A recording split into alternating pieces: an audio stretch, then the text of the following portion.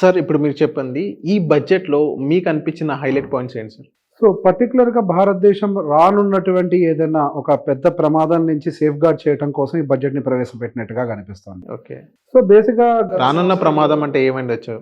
That was I was about to explain. ఇప్పుడు madam చెప్పారు. ఇది అందరిని ప్లీజ్ చేయడం కోసం తీసుకొచ్చినటువంటి బడ్జెట్ కాదు.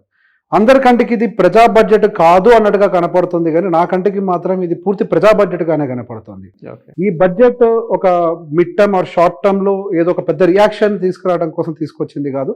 ఒక లాంగ్ టర్మ్‌లో ఒక స్టెబిలిటీని మెయింటైన్ చేసే విధంగా, అదే విధంగా ప్రపంచమంతా కూడా ఒకవైపుగా పరిగెడుతూ ఉంటే, మనం ఇంకా అఫోర్డబుల్ హౌసెస్ అని చెప్పేసి పథకాల పేర్లతోటి వెనకాల పడేటువంటి పరిస్థితులు మనం ఉండకూడదు. మనం కూడా ప్రపంచంతో పాటుగా సమానంగా పరిగెట్టాల్సినటువంటి అవసరం ఉంది.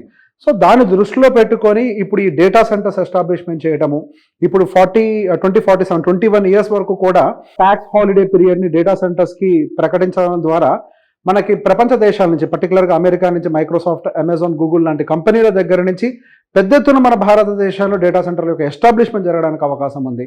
అండ్ ఇందాక దానికి కావాల్సినటువంటి పర్టికులర్గా ఎనర్జీని సప్లై చేయడం కోసం అని చెప్పేసి సోలార్ మీద బెనిఫిట్స్ని తీసుకొని వచ్చారు. తగ్గిన వాటర్లో సోలార్ ఒకటి కనపడుతుంది.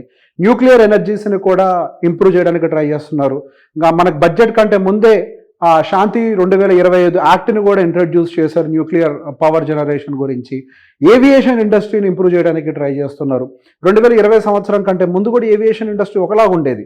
2020 తర్వాత ఒకప్పుడు పేద మధ్యతరగతి వాడు డాబా పైన నుంచొని ఆకాశంలోకి చూసేవాడు. ఎప్పటికైనా అట్లాంటి ఒక విమానాన్ని ఎక్కగలుగుతానా, ఎక్కాలి అన్న కోరికతోటి ఎదురు చూస్తూ ఉండేవాడు. కానీ ఈరోజు ఆ పరిస్థితులు లేవు. ఈవెన్ ఎక్కడో అస్సాం నుంచి వచ్చి హైదరాబాద్లో పనిచేసుకునేటువంటి ఒక లేబర్ కూడా వాడు ఇంటికి వెళ్ళాలంటే సరదాగా ఫ్లైట్లో వెళ్ళిపోగలుగుతున్నాడు.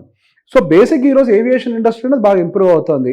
కానీ ఆ ఏవియేషన్ ఇండస్ట్రీకి కావాల్సినటువంటి సరిపడా డొమెస్టిక్ పైలట్స్ మన దగ్గర అవైలబుల్లో లేకపోవటం, ఆ డొమెస్టిక్ పైలట్స్కి కావాల్సినటువంటి ట్రైనింగ్కి కావాల్సిన ఎయిర్ క్రాఫ్ట్స్ మీద పర్టికులర్ డ్యూటీ ఫ్రీ చేయటము, నెంబర్ ఆఫ్ ఎయిర్ క్రాఫ్ట్స్ ని ఇండియాలోకి కొనే విధంగా కొద్దిగా వాటి మీద డ్యూటీ ఫ్రీ చేయటము. IndiGo crisis is one of the best example.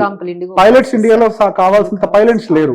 So train చేయాలని చెప్పేసి. సో ఇది చాలా మంచి విషయం. ఎందుకు బేసిక్ గా ఏదో ఒక రెగ్యులర్ గా నేను కుట్టు మిషన్లు నేర్పుతాను, ఎలక్ట్రికల్ వర్క్ నేర్పుతాను, పెయింటింగ్ వర్క్ నేర్పుతాను, ఇదంతా జమానా అయిపోయింది.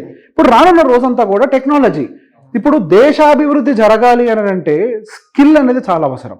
మనం గమనిస్తే గత సంవత్సరంలో కానీ ఈ సంవత్సరంలో కానీ ఎక్కువగా స్కిల్ డెవలప్మెంట్ బేస్డ్ ఎడ్యుకేషన్ మీద పెట్టుబడులు పెడుతున్నారు.